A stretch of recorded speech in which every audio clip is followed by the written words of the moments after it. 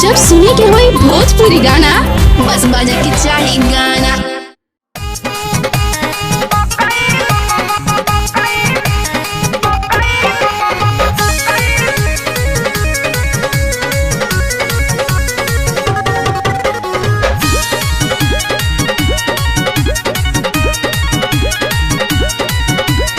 हो गइल तो हर छेका फलदान अब यारवा से बनया न जान माया का धइले बारू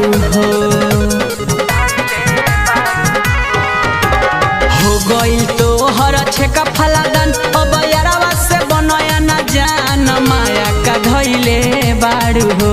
ए ननद मकई पूरी मकई काहे कइले बारू हो, काहे कइले बारू हो।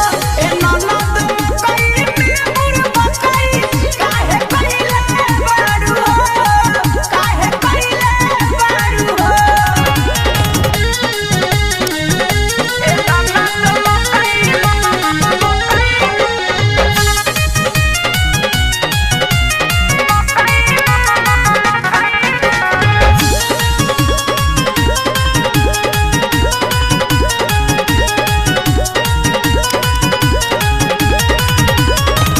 ढेर बहकावल ठीक नइखे हो मन के कर कंट्रोल खेलनो अपना रहन के।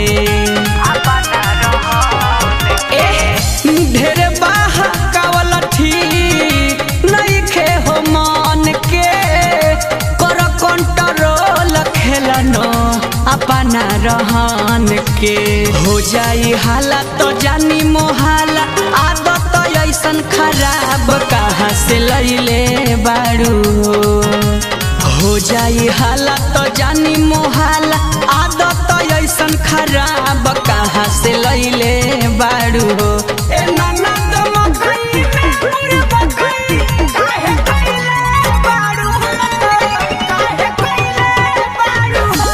ए ननद मकई पूरी मकई काहे कइले बारू हो, काहे कइले बारू हो। ए ननद मकई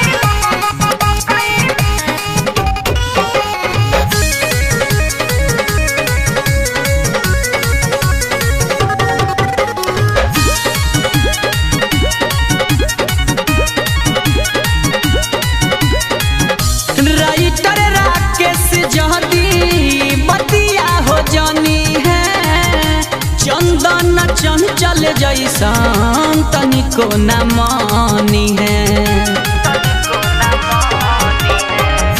राइटर राकेश जहदी बतिया हो जानी है चंचल विराज जैसन तनिको न मानी है। भइल फोटो हुआ फेसबुक पर वायरल चारा चाबा तोहार बाड़ा छैले बारू हो। भइल फोटो हुआ फेसबुक पर वायरल चारा चाबा तोहार बाड़ा छैले बारू हो। ए ननद मकई पूरी मकई काहे कइले बारू हो, काहे कइले बारू हो। ए ननद मकई पूरी मकई काहे कइले बारू हो, काहे कइले बारू हो। गइल तो हर छेका फलादान अब यारवा से बनया न जान माया का धइले बारू हो।